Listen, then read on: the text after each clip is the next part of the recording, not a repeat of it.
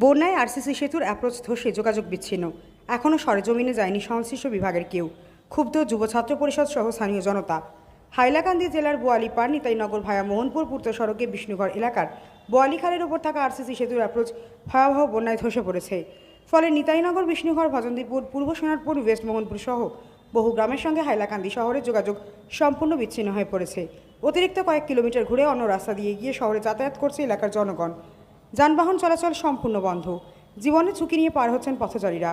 আজ ঘটনাস্থলে পৌঁছিয়ে অসম জাতীয়তাবাদী যুব ছাত্র পরিষদের জেলা সভাপতি হোসেন আহমেদ মজুমদার পূর্ত বিভাগকে 48 ঘন্টার মধ্যে অ্যাপ্রোচ মেরামতের দাবি জানিয়েছেন। না হলে আন্দোলনের হুঁশিয়ারি দেন ছাত্রনেতা হোসেন। এদিন জেলা আয়ুক্তের কাছে যুব ছাত্র পরিষদের পক্ষ থেকে একখানা স্মারকলিপি জমা দেওয়া হয়। স্থানীয়দের অভিযোগ, পূর্ত বিভাগের গাফিলতি এবং অব্যবস্থাপনাই এই দুর্ভোগের মূল কারণ। সেতু নির্মাণের কাজ অত্যন্ত নিম্নমানের হয়েছিল বলে অভিযোগ স্থানীয়দের।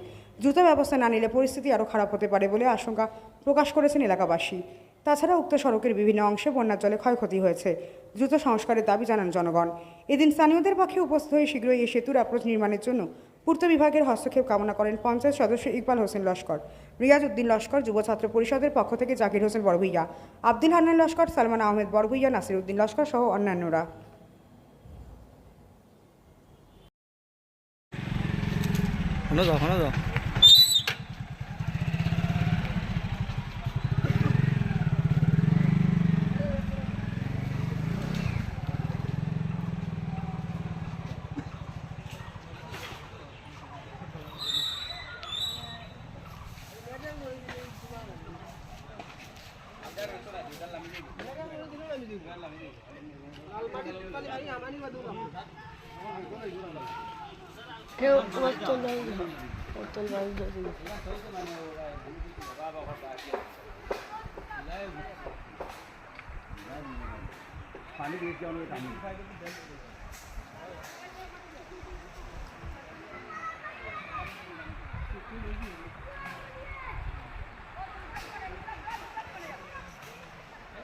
पैसा तुला आणता येऊ ना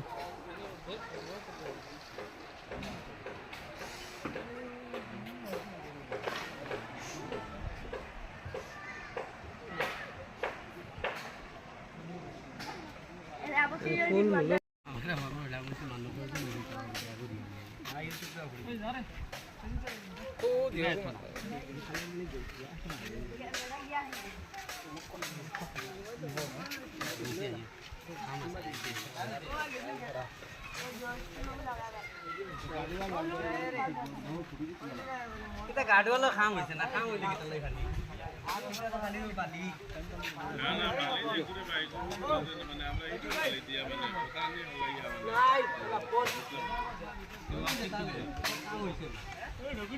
খাম হইলে কি তাল্লাই দেখছি আলোয়ারের গুলো দেখছি চালি দিয়ে হাতে জ্বালিয়ে